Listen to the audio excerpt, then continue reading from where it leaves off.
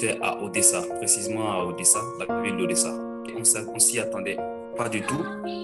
Le 23 matin, on se réveille avec des bombardements partout et on regarde les médias, ben, c'est la panique totale. Bah, tout de suite, on a cherché à s'approvisionner de la nourriture. Bon, il y avait déjà l'eau. Bon, on se disait c'était peut-être 2, 3 jours et ça va finir.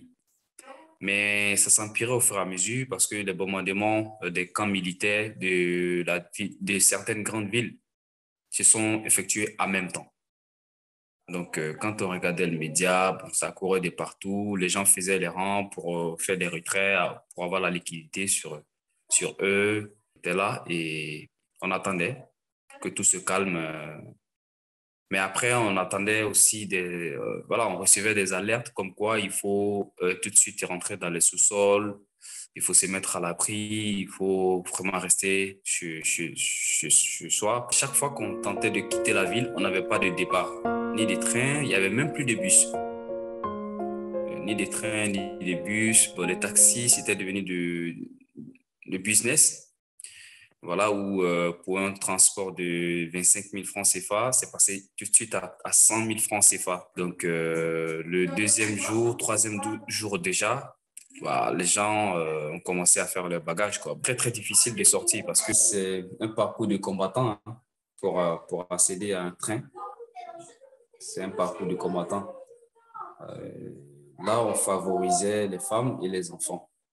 Et les hommes, c'est un parcours de combattant. Mais en même temps, il y avait des filles aussi qui restaient, voilà, qui n'étaient pas prises parce que le train était tout de suite rempli. Et c'était pas du tout facile. C'était pas du tout facile, franchement. En fait, le rang, c'est comme, je peux dire, quelques mètres là, mais en fait, il n'y a pas accès. Tu ne sais pas comment est-ce que tu vas arriver à monter dans un train. Voilà. Donc, je vous assure que nous sommes arrêtés, je peux dire 7 heures, hein, on s'échange, mais c'était déjà dans les toilettes d'un train. On s'est rendu compte après 3 heures qu'on était dans les toilettes d'un train parce que c'était pas du tout évident, sincèrement.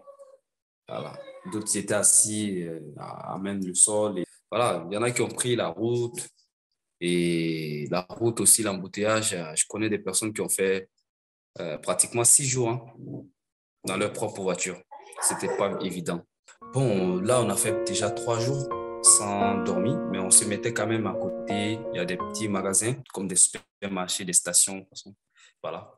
Donc, on se mettait à l'abri, on chauffait quand même les bois pour pouvoir ne pas avoir le froid, ne pas prendre du froid. Tellement qu'on est engagé à sauver nos compatriotes, on ne s'en rend pas compte qu'il fait tard ou qu'il fait... En fait, on est concentré, mais quand on est fatigué, souvent, il faut se mettre à l'abri.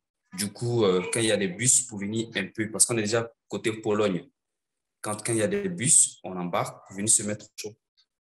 Voilà. Donc, jusqu'à ce que je trouve ici l'auberge pour pouvoir me mettre à l'abri. Moi, en tant que président national, j'ai dû évacuer ceux qui étaient avec moi d'abord, étant en Pologne. Mais j'ai décidé de rester à la frontière polonaise pour attendre et aussi orienter mes compatriotes ivoiriens. Parce que je dois aussi rassurer la population et nos autorités de tutelle qui ont pris contact avec moi. Donc, j'ai dû rester, vu que je suis déjà à l'abri, étant à la frontière polonaise. Après tous les contrôles, hein, je suis là et j'essaie d'orienter mes compatriotes.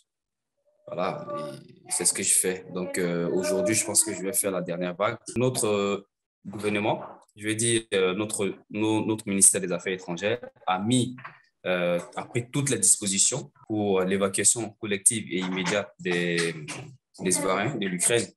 Du coup, l'ambassadeur lui-même s'est déplacé en personne avec des cars, venu nous chercher. Par la grâce de Dieu, après beaucoup de négociations, bah, ceux qui étaient sur place à la frontière, 2 heures après, les négociations et tout, ils ont réussi quand même à passer. C'était difficile. Hein. Oui, je dénonce pour tous les Africains, je dénonce. Je dénonce pour tous les Africains parce que on fuit la guerre. On est venu peut-être pour se former, peut-être pour d'autres affaires, mais on n'est pas venu pour la guerre. On est d'accord? Donc, s'il y a la guerre, c'est normal qu'on cherche à se mettre à l'abri.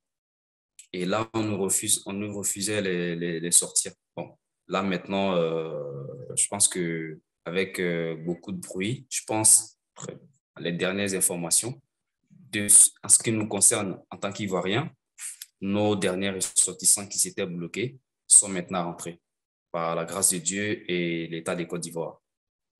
Bon, un message à lancer, c'est de prendre toutes les dispositions pour mettre tous les Africains à l'abri de ces bombardements qui n'est plus un secret des polichinelles et de sauver des vies, surtout, quelle que soit la nationalité, et de laisser les gens passer, se mettre à l'abri. C'est important. Par contre, au niveau de la Pologne, l'accueil est parfait.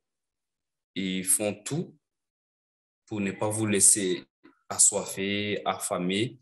Et une fois qu'ils finissent le contrôle, ils vous orientent directement dans un bus qui fait direct la capitale.